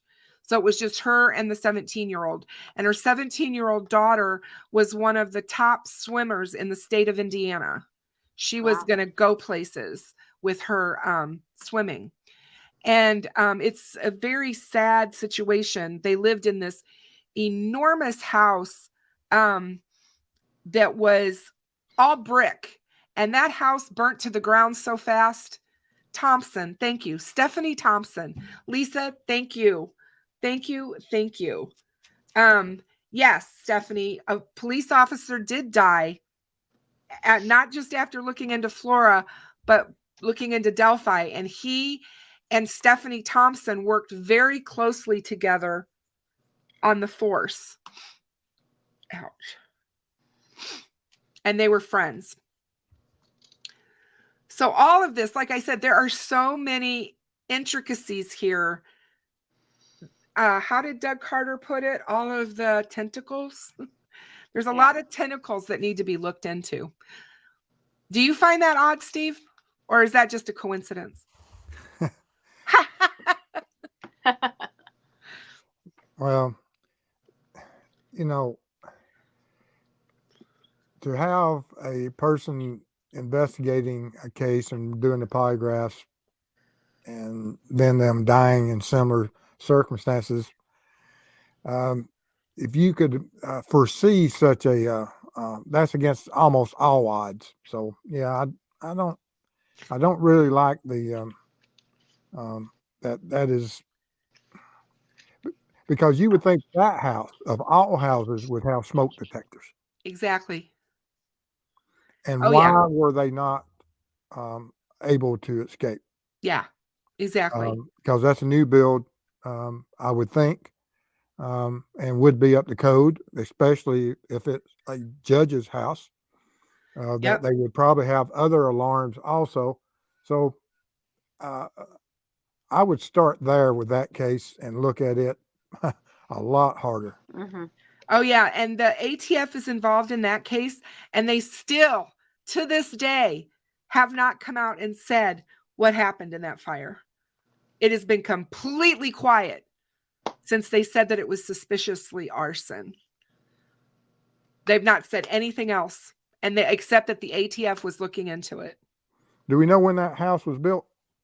Oh, it was a newer house. That the house where Stephanie passed away. It Yeah. was a newer, all brick home. And I'm trying to think of who answered me. Lisa, do you remember what county she lives in? It's the one right above Delphi. Monticello. She's from. Let me see if I can find something. Hold on a second. And I'll see if I can find the I picture. mean, on new construction and usually for code on those, the fire detectors are not just battery; they're wired, they're hardwired, and so you don't have to worry about the batteries going dead. Although they do have the backup, but so that makes no sense to me. Yeah, it doesn't either.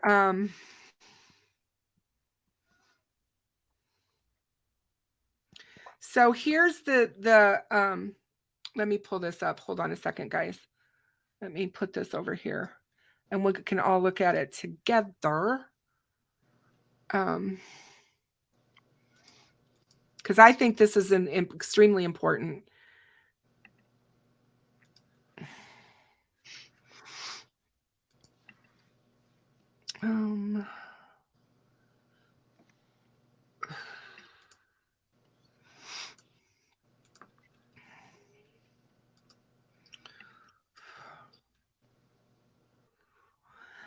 So this is the cause of the fire that killed the Monticello mother and daughter in February was ruled undetermined, and this was as November of 2022. This is a picture of her and a picture of her daughter.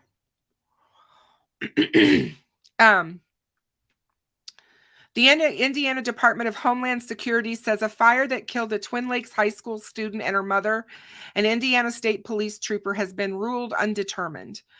Maya Thompson and her mother, Trooper Stephanie Thompson, died on February 17th, which I thought the date was quite interesting as well, after a fire fully engulfed their home in the 3200 block of North Lakeshore Drive.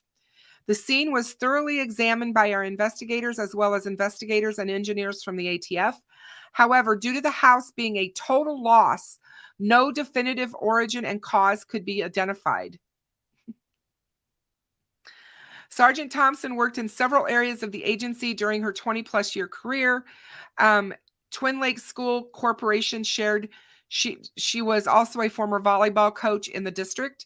Maya was a junior at Twin Lakes School Corporation. She was described as an accomplished young woman and a decorated swimmer.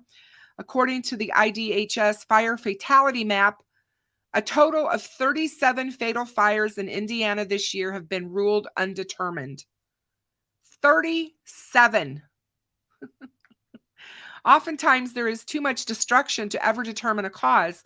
This could be the result even after examining evidence at the scene, sending materials to labs for testing and talking with residents, neighbors, and witnesses about any issues or scenarios that may have sparked the fire. Our fire investigators with the Indiana State Fire Marshal investigate more than 600 fires a year. Indiana has had less fatal fires so far in 2022 compared to the same time last year, but the number is expected to jump during the winter months when there are typically more fatal fires. I wanted to get a picture of the house. So give me just 1 second because I have those on my computer. Let me find them. Hold on a second. It's one thing when you're looking at old houses that are dilapidated that may have just battery operated smoke detectors, but it's a totally different thing when you're looking at newer builds. Right. You're not going to believe this one when I showed this picture to you. Hold on a sec here.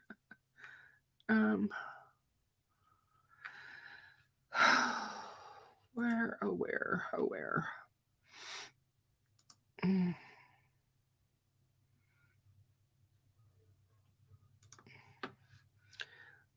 I got quite a few tabs open here.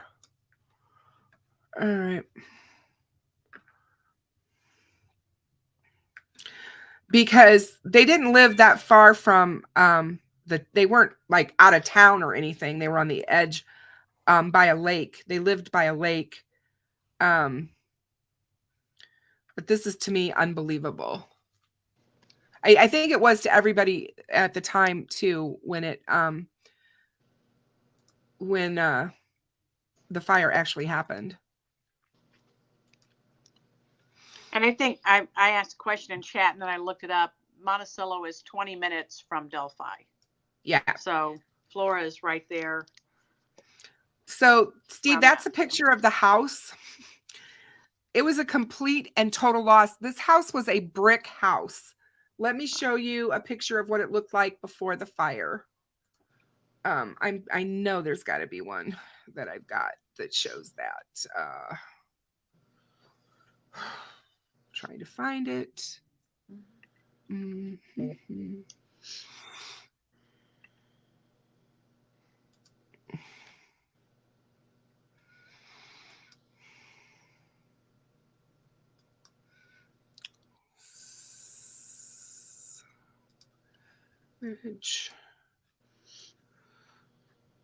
That one is way too.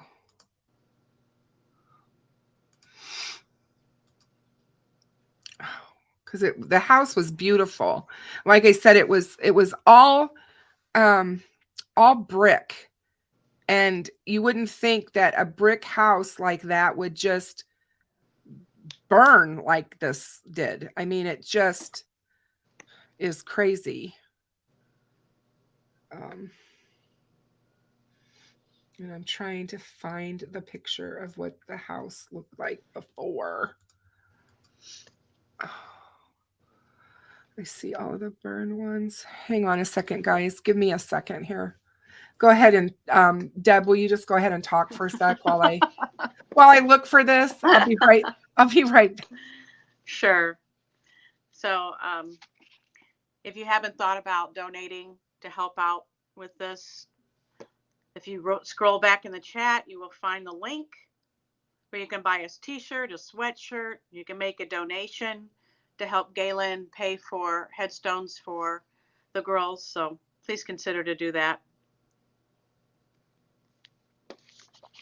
They're talking about all house construction starts off as wood based. All the rooming, framing, floors, everything's wood. The only thing that is cosmetic is the brick on the outer side. So brick houses can burn just as good and be destroyed as any house, and the bricks just fall in on themselves. But the thing that bothers me most about that is that if it's built at a certain time, there's certain code, and if they're hardwired fire detectors, you generally would expect that someone, because those things are placed to code in certain parts of the house, in the hallways, outside bedrooms, that would alert people sleeping. Mm-hmm. And so this fire here makes absolutely no sense to me. Right. And I know that it was brought up that there were power outages during the Flora fires and during this one. However, I also think that I heard that that's very common for the power to go out during a fire, obviously. So even if they were wired. Yeah, they're hardwired, but they also have a battery backup to right. To override that. Right. So, and in case of the Flora fire, there were no batteries that were working in any of those. So what I've heard, but I don't know about Stephanie's house. Because I have to change these, whenever the batteries get low, those aggravating things, they won't shut up until you go and. And it's hard to tell which one's beeping. Oh yes, and then they start feeding off each other. And so we always have to change them out and chase them down. But it makes, like I said, it just makes no sense. I just don't understand this house fire in particular. Yeah.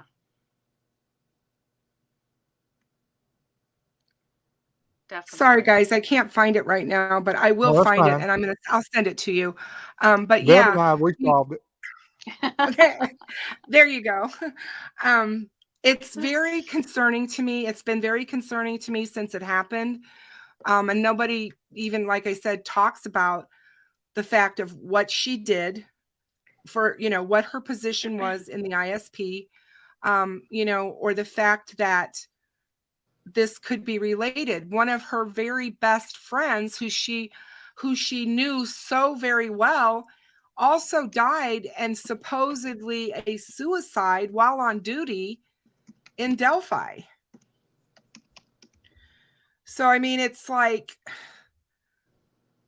he was actually a Monticello officer, but he was on loan.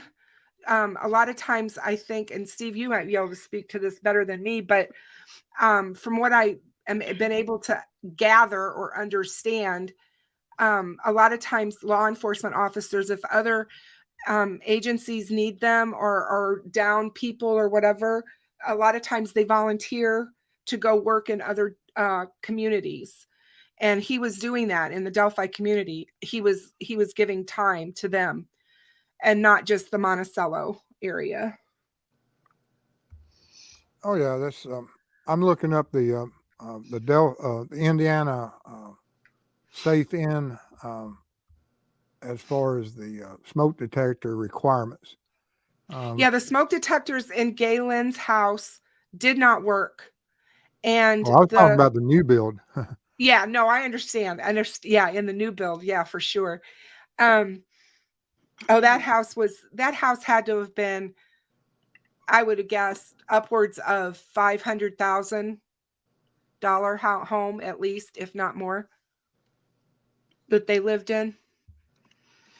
Now I know that there's always local ordinances and townships, but they generally follow the state guidelines. Yeah. At least here in Georgia. I don't know. Anything in Indiana is up for grabs. I mean, I'm telling you what, everything is, it just never. That's another thing, Cammie. I've always wondered about the officer as well, because that's a thing that was never much talked about. It's like it happened, and then nobody really talked about why, and it was just like, oh, it's a tragedy, and that be it, Mm-hmm. I just think that to me is quite interesting. But again, I'm not a person to jump on conspiracy theory bandwagons. I'm not. But I just think that these things are red flags that need to be looked into and investigated. And these fires are so very concerning. It really makes me believe that there is an arsonist working in this whole area of Indiana. Mm-hmm. With the amount of fires and the number of fatal fires that they've had just since 2015. It's just unbelievable. But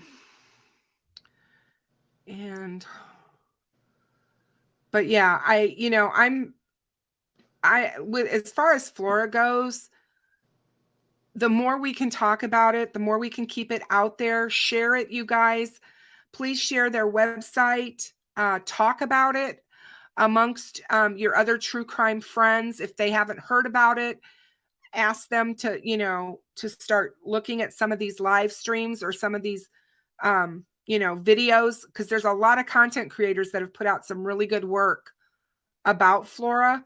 And make sure you share. Let me find it, because I got it up here somewhere, or I had it up here before here it is. I thought we could look at this.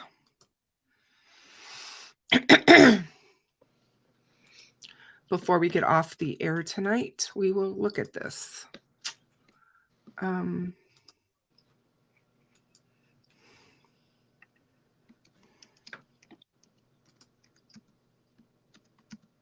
Of the Flora Arson Fire.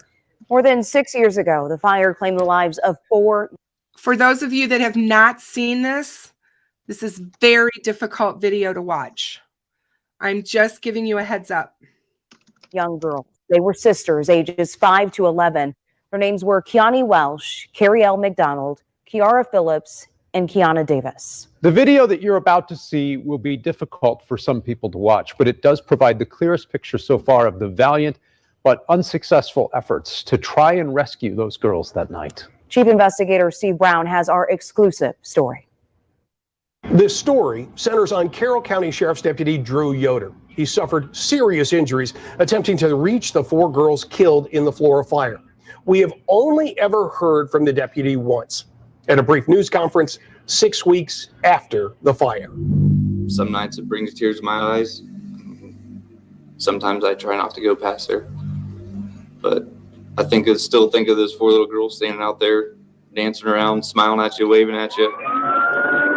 This is dash cam video of Yoder responding to the fire. You will only see what the camera is pointed at, but Yoder is wearing a microphone, and at times you will hear much more than you see. Right. Flora police officer Josh Dysinger arrives seconds before Yoder. The first voice you'll hear is the girl's mother, Galen Rose. Where is it? They're up there? Hot. Yeah.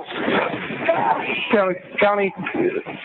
Send Cutler Fire as well. Get Cutler Fire in there as well. Yeah. Where are the kids? Upstairs?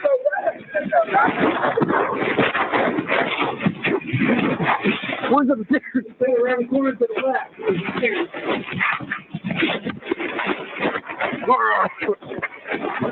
Josh, back it down.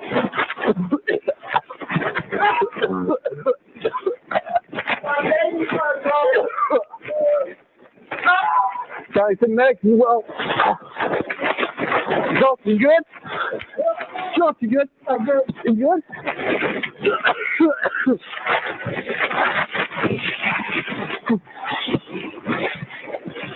I can't tell, man. I can't tell. Inside the house, Yoder faced intense heat and thick smoke without protective gear while trying to climb this set of stairs. Then at the top, a landing on the left and another shorter set of stairs leading to the girl's bedroom. The girl's mother desperately tries to direct Yoder around that landing. You go around the corner. Please. Let's go. Around the corner. Keep going. But the smoke was too much.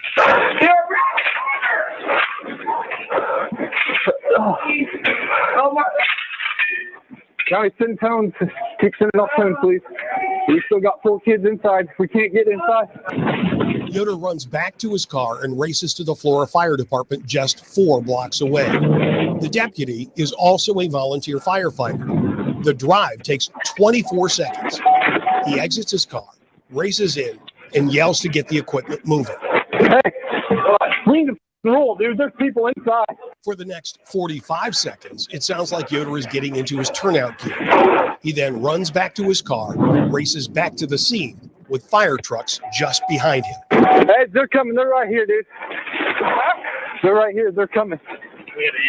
Both Deputy Yoder and Officer Dysinger quickly put on air packs to re-enter the house. If you look here, you can see one of them entering, crawling on hands and knees. Just seconds later, something has gone wrong.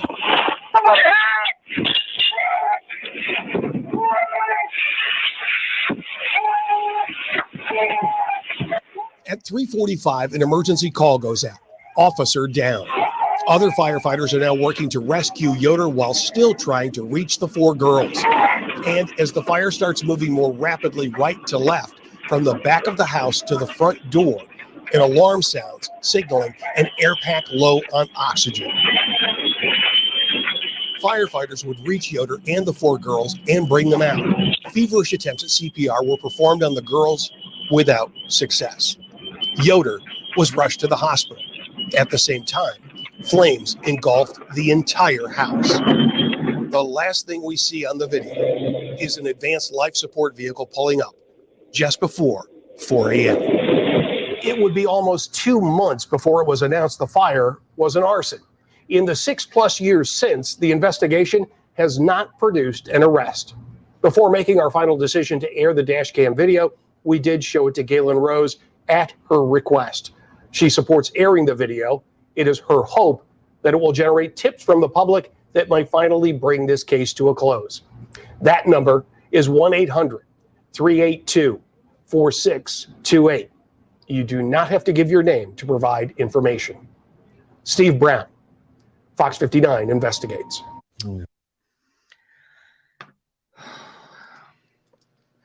I'm sorry, guys. That is so hard for me to watch. It's really hard to watch. It is so hard to watch. To just, I mean, there's just so much in that whole, the emotion, the need to be quick acting, the fact that he had to yell at guys to move and to get over there when they were just 500 yards away. It just doesn't add up. And I know we can't go back and change it but somebody needs to explain what happened here. I really do feel like that they did screw up and there was a lot of missteps made. And I agree with Steve on this, that, there may be racial crap going on with this investigation and they don't want it solved. I don't know, but I'm tired of it. We're going to have 7 years behind us here come November, and we're no closer to getting this case solved. And something happened to Drew Yoder in that house. You can I heard hear an explosion. Didn't it sound like there was an explosion? I think there was an explosion. I don't know. What do you think, Steve, when you hear it? I don't know if he, due to the smoke, that did he fall and get into a hot spot, or I don't know how badly he was burned. I have no idea. Yeah, well, he was burned, and he spent, I know, a couple of weeks in the hospital. I mean, he was in intensive care. He was really bad, but that really upsets me to see. And to hear him screaming like that, it's like, what happened to him then and there? Yeah, I mean, there was something. There's something that triggered that response, and what was it? Exactly. Right. Because he went from one mode of operation to self-survival, and there's a reason for that. Yep. And the other thing too is that, like I said, when we were collabing on this and figuring out, when they were talking about the accelerant that was used in this case, what we've been able to gather from just some of the court proceedings and some of the depositions, the accelerant is not a normal accelerant. It's not something you would normally see. And I think it's something that burns hot. I mean, super hot, we're talking. And I have a question about that, because I've heard several different things, and one of the things I've heard is formaldehyde. Yeah, somebody else brought that up, and I know when that was brought up last summer, Faxx was like, "I've never heard of that, and who would have said that? I want to know." And I don't know that anybody was ever able to figure out where that quote unquote rumor started. I've never heard anybody actually say what the accelerant was. Yeah, I haven't, other than that. And I know that formaldehyde is used in some laminate flooring. So that was some speculation that that's what they were picking up. I don't know. Yeah, I like I said, I don't know. I just know that whatever this accelerant was that was used burned really hot. I mean, really bad hot. And anything, like I said, anything's possible. But somebody in chat mentioned the fact that because of the way this house was cut up, and you went up those stairs, and at the top of the stairs, you didn't reach the girls. You actually had to go up the stairs, and then you had to turn, go through another little entryway, go up some more stairs, and then turn, and there's the girls. And that's what happened. Because of how they had cut this house up and put up those walls to make that other apartment, this is what I feel happened. Those girls couldn't get out because of the smoke. They couldn't see to get out. and they were stuck. And then the people that were trying to rescue them couldn't get up there because of the smoke and because of the layout of the house. They didn't know. Galen's trying to tell them. She's desperately trying to tell them. Mm-hmm. But yeah. So I don't know, but it's a lot. And when you watch it and you see it, it like I said, it's real easy to play Monday morning quarterback and sit here and try to, you know, talk about all this stuff. And I know that, and I try not to sound so damning, but man, there's a lot of red flags in this case, you guys. Yeah. A lot of things that just don't add up and don't make sense. I don't understand why somebody wouldn't have just simply gone and got a frickin' ladder and right to the window. Right. If they're going to break out windows, break out that one and get the girls out. I just don't understand why that wouldn't have been an option. Right. I that part will never, nobody will ever be able to make me feel good about that one, because even as a passerby or a person standing there, somebody had to have some kind of a ladder in their garage somewhere. You would think. You know? But I mean, even like Ruckus said, we don't have a ladder. Somebody pull a vehicle up there and stand on the vehicle and climb up. Yeah. I mean, it was just a second story window. We're not talking like it was, you know, extremely far off the ground. Yeah, it was up there, but it wasn't, you know, horrible. But I don't know. What's your take on that whole video, Steve, when you look at it as law enforcement eyes? I didn't like it when you got part of the investigation and the review, the peer review is I'm sure that I don't think that the firehouse is a manned firehouse. I think volunteers respond. Yes. To get the equipment. Yes. And a lot of them live. Key information to know when the first responding firefighter arrived at the firehouse. Do we know that? We don't, not for sure. Okay. And because we know that they're there because the officer speaks to him when he gets there. Yep. And he doesn't like what he sees because he explains to him. So that would be some interesting information. Because he's when also did they a arrive? firefighter. What were they, do what? He's also a firefighter. Yes. Drew Yoder is a firefighter in Delphi, not in Flora, but in Delphi for their volunteer fire department. So he knows how you're supposed to react. Yeah. And so whatever he saw, he wasn't pleased with at that moment. And that tells me a lot. Yeah, exactly. Yeah. So, but you guys, I can't tell you enough how much I enjoy having you guys here to talk about this stuff with me, both of you. And Deb, your channel, you know, you're doing great work over there. Keep it up. Thanks so much. Keep doing what you're doing because you're doing a great job. I'm actually going to have a video on Flora, and it'll actually not be one you have to read. There you go. The voiceover on it. So. Awesome. Awesome. Hey, I know what it's like when you first start out. It's, you know, I did videos. That's all I did for a while.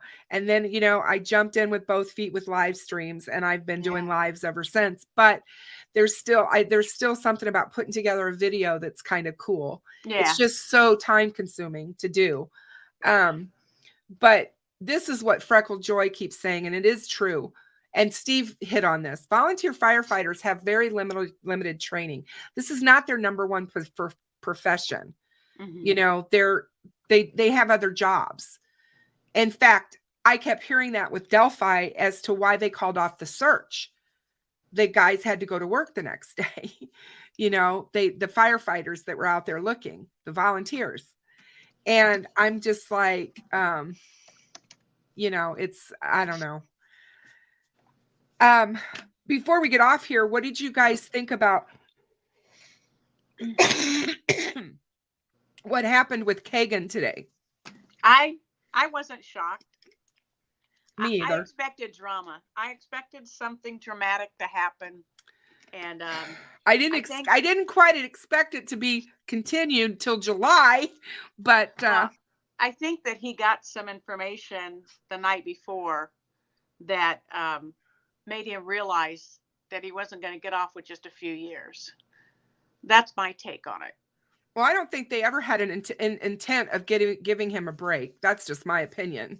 Yeah, but he thought they did. But I think maybe he was hoping or hopeful. Who Yeah. knows?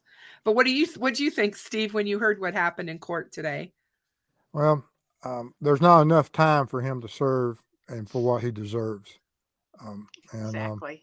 So every day that he's waiting, I just rather he would be in state, federal system versus a county jail.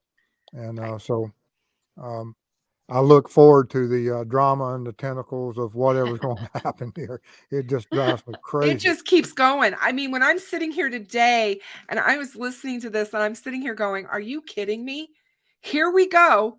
Only with Delphi would we have this, twist go, another twist with what the heck's going on. But I do know that the prosecutors were, because I have a really good friend connected there, were really prepared.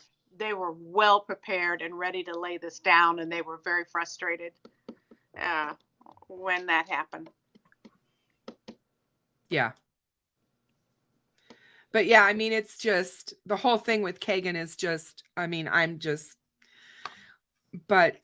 yeah, wild. And then with what's going on in Idaho, I don't just like with Brian Koberger. I mean, I'm just like, wow, we're all just, this is what I thought after. I mean, I've been saying this. I don't know, a number of lives last fall before Richard Allen was arrested and said that they could very well have seated a grand jury in this case. I still believe that there could be a grand jury seated, because in Indiana, the grand jury can be seated and used as an investigatory body. A lot of states don't know that. A lot of states don't do that, but they do. Indiana does.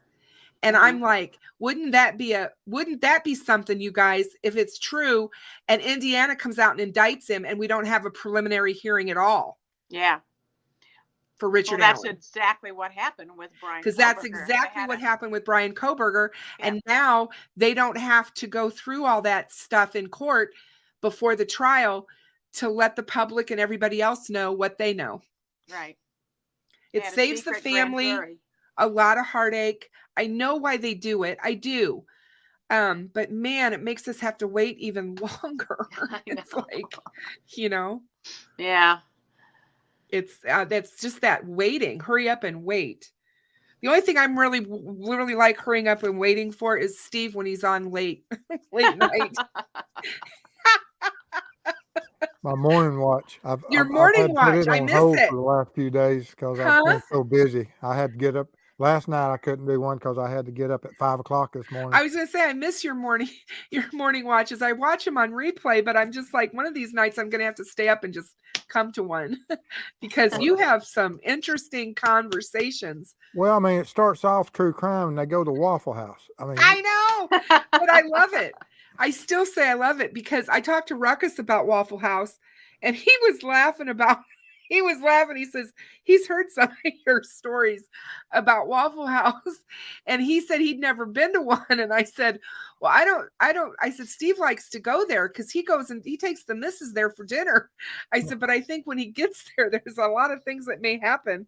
Well, I don't cut no corner with Mrs. Steve. I mean, we go to, she gets the full candlelight effect at the Waffle House. I love it. That is awesome. You guys are great. Cute. But no, I love your show. I really do. And your sense of humor and all of it. We all there you go. There's my Waffle House cup. There you go. For me, evidently. Do you take it with you when you go? No, they gave that to me. I was telling them about my morning watch, and but I've spent more time in Waffle Houses than some people have been employed there. That is too funny, you guys. Well, you have to be able to laugh around all of this sadness and destruction that we cover. There comes a Yeah. point when we have to be able to laugh, because otherwise I don't know how we get through it all. I send out my heartfelt prayers for Galen. And she's always on my mind. The girls are always on my mind. I wear them on my wrist right along with the Delphi girls. And I want justice for these little girls. I want justice for Galen. I think that that's the most important thing that can happen here. And it bothers me in so many ways why the house is still standing, all these years later. Did they keep it standing because they're going to use it eventually in a trial? No. It's almost as if it's they use it. The city uses it as, look at this devastating thing that happened on our city, kind of thing. Because it's like, I just don't understand why that house is still standing on that property. I don't either. It makes no sense to me.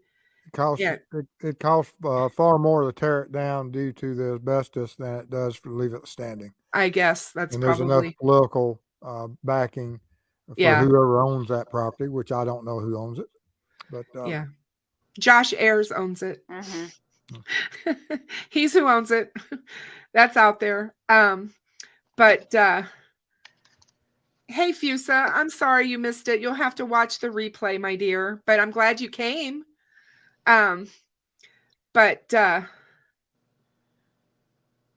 Freckle Joy says they did it to save their case. The internet sleuths make things hard for investigators. Right. I only wish we made it hard for investigators. I mean, I know that there's some that may make it hard for investigators, but those of us that try to cover just facts, I don't know that we're out there, trying to hurt the investigation. But long week. I'm just glad that we were able to get everybody together to do it. We tried last year. We were able to finally get the Fox network out, and they covered another story about Flora. We were able to do that when we tried, and we at least got that done. But this has been great to have everybody focused on Flora this week. Now we just need to not lose that focus and let it go back to a back burner case, because build on the momentum. We just need to keep building on the momentum. And because I feel like if we can put pressure and keep asking these questions and putting pressure on law enforcement and the powers that be, that's the only way we're going to get anything accomplished. You can't just let them go willy-nilly and not ask them questions. So,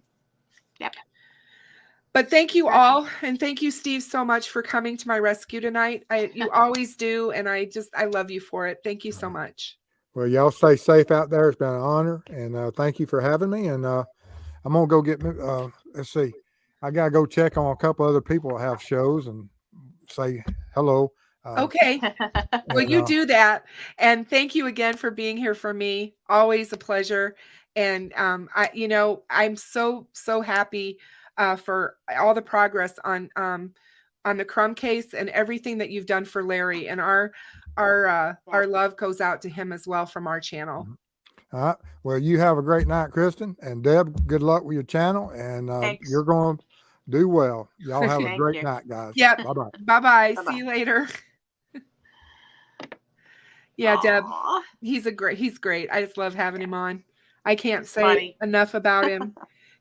It's got to be hard to be a retired law enforcement person in this community, because everybody wants you, especially when they find out how good you are at what you do. And he is, not only is he down to earth, but he's a teacher. I love to listen to him teach us. And he stays in the facts. He stays in the facts. He doesn't get crazy with crazy speculations and stuff. And I think that that's probably because of his law enforcement background, he's got to play it kind of there, I'm law enforcement. I can't completely throw him, but I love that he will come out and say, this doesn't smell right. This doesn't, Right. there's something wrong here. Mm-hmm. That's awesome to hear Yeah. him say that, because I don't know how anybody could look at this case and not say that. Exactly. And I think it's interesting too, if you look at the ex-law enforcement officers that are doing YouTube, none of them are saying outlandish, crazy things. So keep an ear to that and listen and think about that. Yep. When you hear some doing really far-fetched, crazy ideas of what happened, come back down. Listen to those who are law enforcement, and those who are Listen to the spitting ones truth.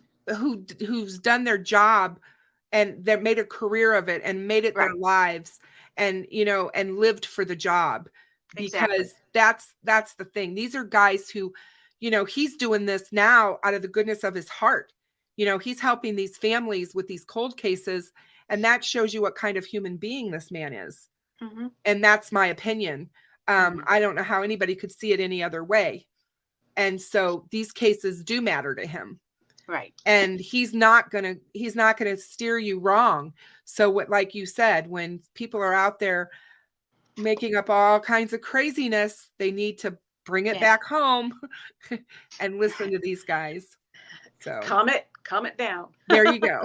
I hope you feel better, my dear. Thank you. I do. know I that feel it's better tough. than I did earlier in the week. I was in no condition to have my live on Tuesday morning, and I was ready for it. I was so ready to do my live. I had everything prepared, and it's fine. I'll do that live another day. But I was like, I wanted to get Flora in here this week and make sure that we talked about Flora, because it's been a while. Yeah. And I hate combining Flora. I never used to combine cases, but I kind of like having my true crime discussions where we talk about a number of different cases. Right. I do like that too. So yeah. And I think that's good too, because somebody who's interested in Delphi might hear a little bit about Flora and then, start to get interested in that case as well. Exactly. And that's the thing. You always find somebody in your chat that says, I've never really heard about this case before. Thank you for, sharing. I'll look up, stuff. That's Right. what's important. That's how Right. these cases get out there and the word gets put out there, and more people follow them.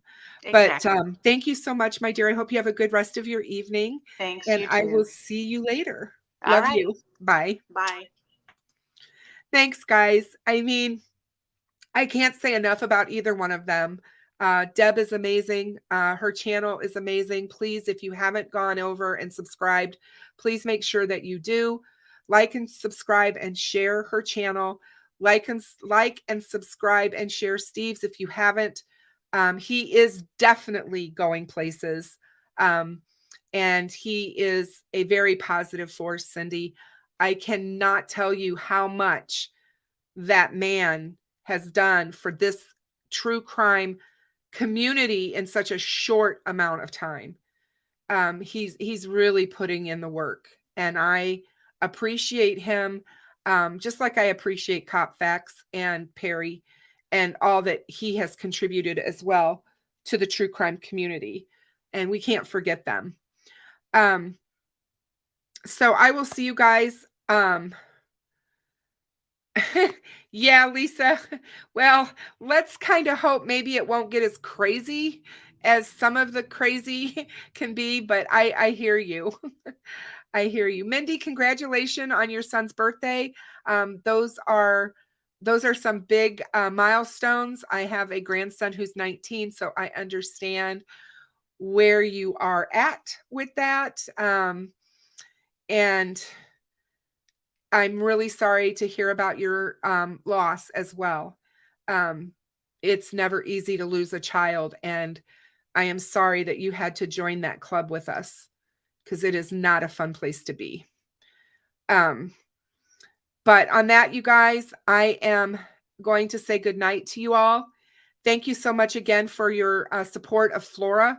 Most of the time when I do a Flora live stream, I have 50% less people watch and show up than I do for Delphi or any of the other cases that I cover.